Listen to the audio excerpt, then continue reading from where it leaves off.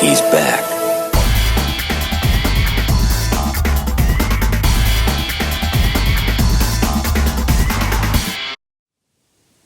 Hello everyone, welcome to Player One Start, and welcome back to the 8-Bit War. Today we're finally going to start diving into some of the games. In this episode, we're going to look at arcade games, platform games, and RPGs. Remember, if you haven't done so yet, to please click on that subscribe button and the bell icon to be notified when I make future posts. Alright, now the moment of truth. We're going to take a look at what matters most about these game consoles. Let's compare the gameplay.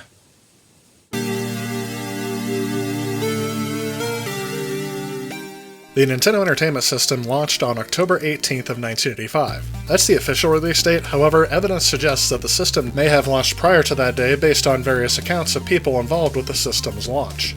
The system launched with 17 games. Many of the launch titles have been found to contain original Famicom games inside, made playable on the NES through a converter. Gyromite and StackUp are the most common cases, both of which have their title screens left untranslated, as Robot Gyro and Robot Block respectively. However, the launch title that stole the show was Super Mario Bros. This game's instant popularity with fans drove early console sales, and this game would set the standard for many platform and action games to come in the late 1980s. Also available at launch were two accessories for the Nintendo Entertainment System. One was Rob, or the Robotic Operating Buddy, as well as the Nintendo Zapper, which almost sold at a 1-to-1 rate with Duck Hunt. The following year, Nintendo continued to round out the NES's library with more arcade ports to their system. Donkey Kong was an obvious choice due to its popularity in American arcades. In August, Nintendo released a few more original titles for the system, but then in October it was followed up with the first third-party licensed titles for the system. While the initial third-party offerings are a bit forgettable, by the time Christmas season would roll around, Capcom and Konami would roll out some of the most popular games on the system. Sega's titles, released in 1986, were a bit fewer in number, but that was also the year the console launched in North America. Alex Kidd in Miracle World was Sega's answer to Super Mario Bros., and it was hoped that that would help drive sales of the console. Even with this library, including Space Harrier, Fantasy Zone, and the Ninja, the sales of the Master System would not meet expectations. The Atari 7800 launched a bit earlier than the Sega Master System, but ultimately had less titles by the end of that year, only releasing 5. Perhaps this was the largest factor that led to Atari having the lowest console sales by the end of 1986, only selling 100,000 compared with the Master System's 125,000 and the Nintendo Entertainment System's 1.1 million. I guess this is as good a time to talk about it as any. Every one of the Sega Master System games, when booted from the original Sega Master System, starts out with the Sega Master System logo for about 10 seconds. The Atari 7800 has a logo screen as well, but the Nintendo does not. So in terms of getting into the game the most quickly, the Nintendo Entertainment System is actually the one that wins here. However, it varies by game how long a copyright screen stays up, or if there's a lot of game logos that needs to show up, so this wasn't really something that was unique to each console, just the logo screen is all I'm referring to. Since the first goal of home video games was to mimic the arcade machines, I figured this was a good genre to start with when comparing games between consoles. When looking to compare each console's arcade offerings, I decided to look at 32 of the most popular arcade games of the 1980s, along with a few of my own favorites thrown in, and this is the list that I came up with. There are no doubt more games that were very popular than are included on this list, but I also try to stay away from any game that was exclusive to one console. Of these games, I found 26 of them on the Nintendo Entertainment System, not including any that were exclusively published for the Famicom. Only 5 of these games were included on the Sega Master System, so I decided to extend the reach a little bit. Looking at overseas releases yielded 3 more games. Since the Game Gear shares a lot of its hardware with the Sega Master System, I also included 1 game from it as well. And then I also found 2 games that were very similar, although not the same exact game, ported to the Sega Master System. I found 14 of these games for the Atari 7800, but keep in mind there are more games that can play on this console due to the Atari 2600 being backwards compatible. Those games just won't have the upgraded graphics of the Atari 7800. Let's go ahead and take a look at a couple of examples of games that appeared on all 3 systems. Let's look at Double Dragon. The Nintendo title screen looks a bit more generic than the other 2 as it lacks a dragon. The Atari 7800 has a dragon, but the Sega Master System actually has the most detail that I see on the screen. Each game starts off with the same cutscene, although seeing her get hit 3 times at once is a bit unnerving. On the NES version, there is a mission screen before you actually start out, but the Atari and Sega version just starts you right in the action. The biggest difference on the Nintendo version is the fact that they do not have two-player cooperative mode. As a result of this, they actually changed the story to have the second player from the arcade actually be the primary villain in this game. Also, due to further technical limitations, the game can only generate 2 enemies on screen at once, and both enemies have to be the same character. Also, all weapons on screen, including any carried by the player, disappear once a group of enemies has been defeated. In terms of having the single-player mode, this game is actually entertaining. However, I would have loved to have had the 2-player mode on this game, and I feel that feature is sorely lacking for those who would have liked to have this game for the Nintendo back in the day. Shortly after this game came out on the NES, Sega also got a license to create a home version for their console. One feature available exclusively in Japan is that this game supports the optional FM sound unit that was sold separately for the Mark III. After hearing both versions from Sega Master System sound chips, I do prefer that more advanced version, as the Sega Master System stock chip provides a very generic sounding soundtrack. The Master System version overall features brighter colors and displays up to 3 enemies on screen at once, although weapons are limited to only 1 per screen. But the biggest advantage is that this game actually retains the 2-player co-op mode, including the final face-off between both players, and has level designs that were closer to the arcade game. This game also has unlimited continues until the final stage, although there is a way to actually unlock them in the final stage as well. Double Dragon for the 7800 was actually published by Activision.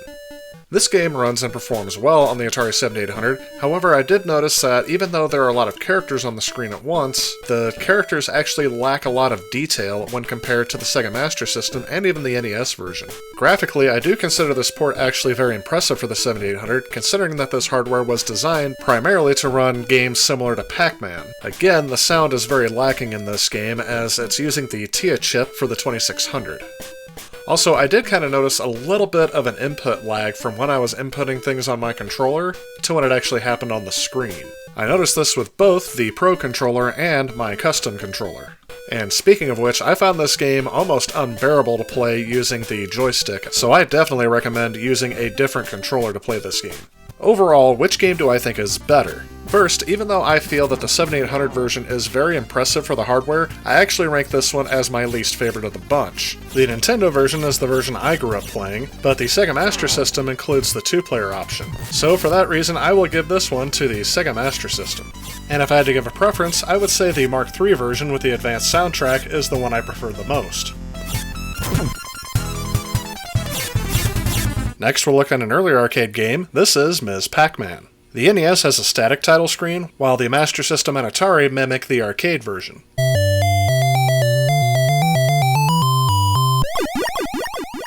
The Nintendo version holds up very well when compared to the arcade version. In fact, to compensate for the vertical orientation of the arcade monitor, instead of stretching the graphics to fill the screen, it is now offset so you can see your score, lives, and power-ups.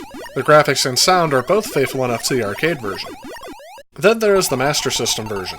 While I applaud the fact that they include a lot more detail on Ms. Pac-Man, the ghosts, however, don't look as appealing as the original arcade version, as it looks like they attempted to improve the character models, but they end up looking a bit more distorted, in my opinion. My biggest complaint about this version is the fact that it doesn't show the entire playfield on the same screen. I'm sure this alteration was an attempt not to make the graphics appear stretched or warped, again as we were dealing with a vertical screen in the arcades. But this change actually alters the gameplay a little bit, as in the arcades you can see where the ghosts are at all times, so that affects your strategy and how you're going to beat each stage. Looking at the Atari 7800 version, I again find the opening music a bit intolerable to listen to, but on a positive note, the sound effects are a bit more enjoyable. Each character model looks exactly like they do in the arcades, and the opening background actually has the right color, as the other versions start out with a green color, but the Atari 7800 version starts out with the pink version that the arcade had. Before I tell you which one of these versions I feel is better, it should be noted that all 3 of these versions were created by Atari. That's right, the Sega Master System and the Nintendo version were both ports by Tengen, which was the company that Atari Games hid all of their ports under, and even made unlicensed game cartridges by bypassing the NES's lockout chip. Tengen, however, did not make any games for the Atari 7800, as they were the other half of the company that was created when Atari was split.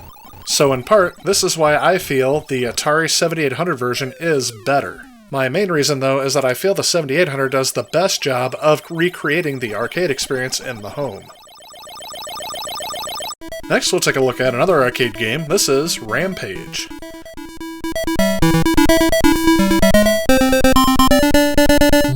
Starting off with the NES version, you can see that the game is faithfully recreated, although this game does have to make use of a lot of sprite flickering in some spots, but overall it's not too bad. The only downside I can see to this version when compared to the other two is that they actually exclude one of the monsters, so your choice is now only 2 characters, when the other ones have 3.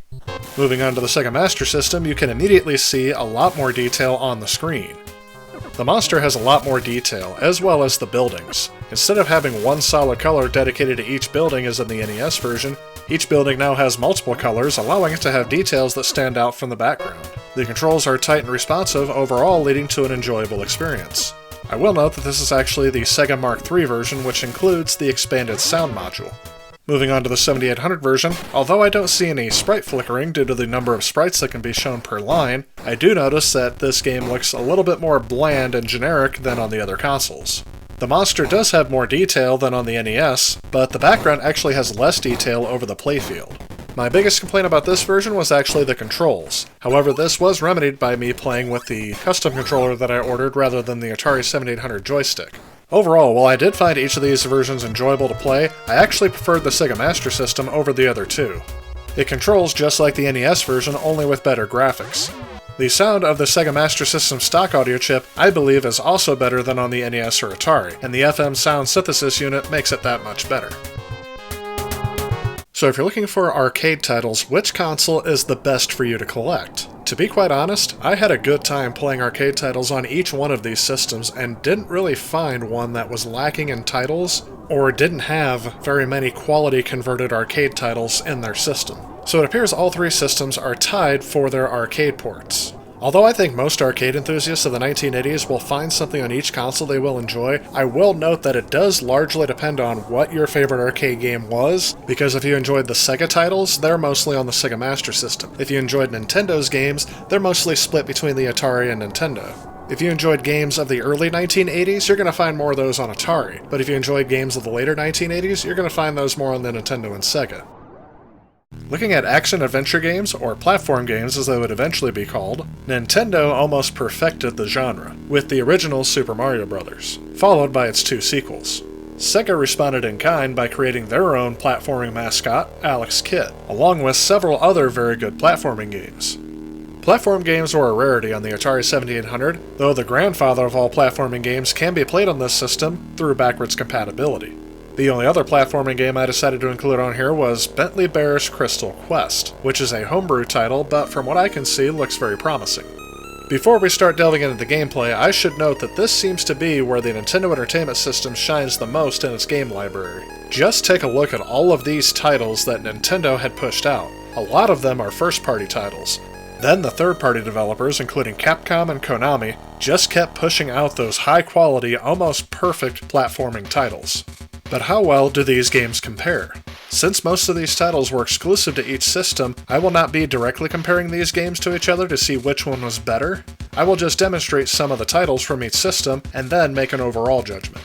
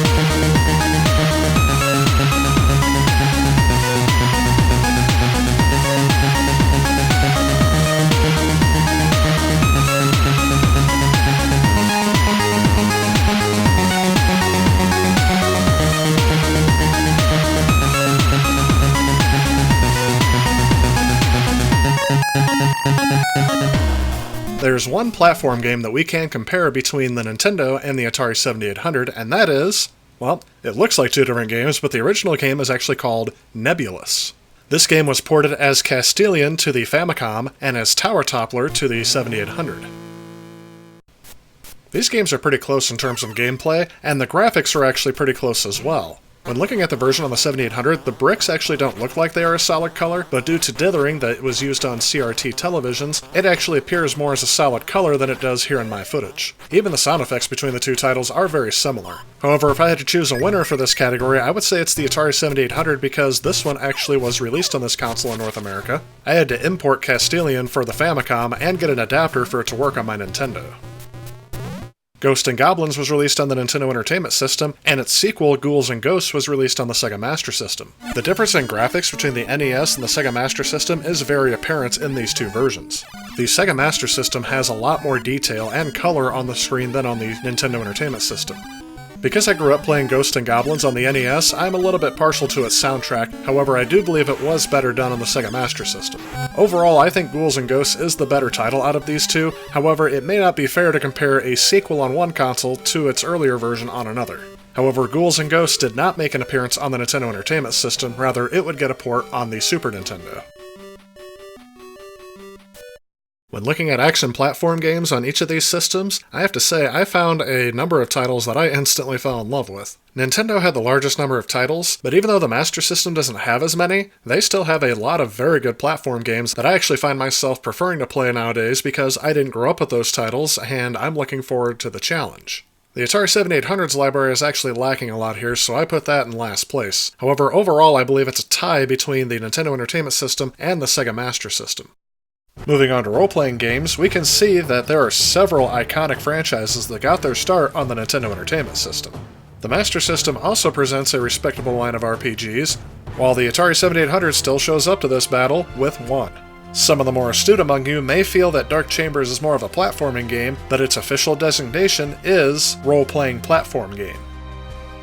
The same can be said about Star Tropics, which I did include in the role-playing category of the Nintendo Entertainment System review, mainly because it is an action-adventure game with role-playing elements integrated in.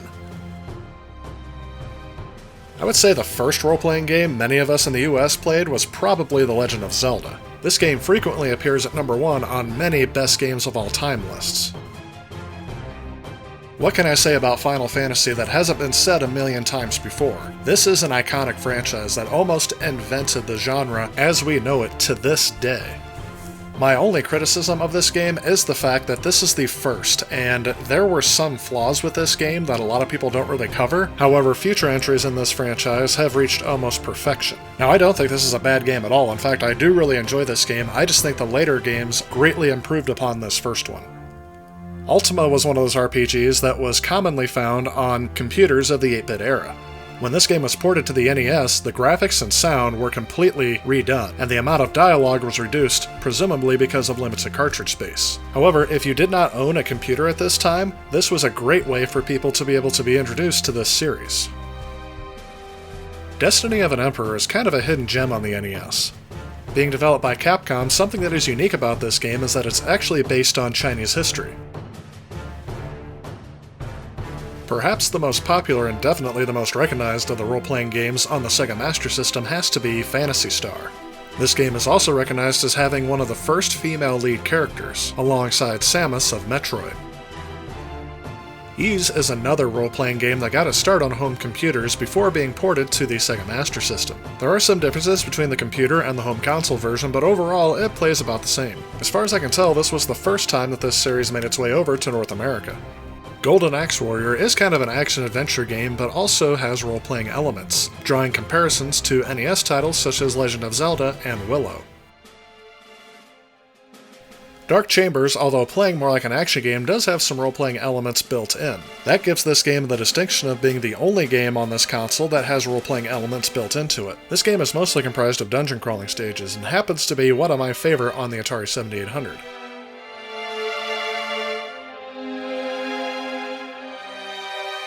So when looking at role-playing games that appeared on all of the consoles of the 8-bit era, first off, I should mention that since I am not a native of role-playing games, as I didn't get into them till years later, that this opinion is going to be just based on my limited experience with them. I was able to find a number of quality titles on both the Nintendo Entertainment System and the Sega Master System. The 7800 only had one game with role-playing elements, however there were a few role-playing games of the 2600 era, so I included that in the overall quality. However, those games are very primitive. My final judgment on role-playing games is that you will have a good experience on either the Nintendo or the Sega.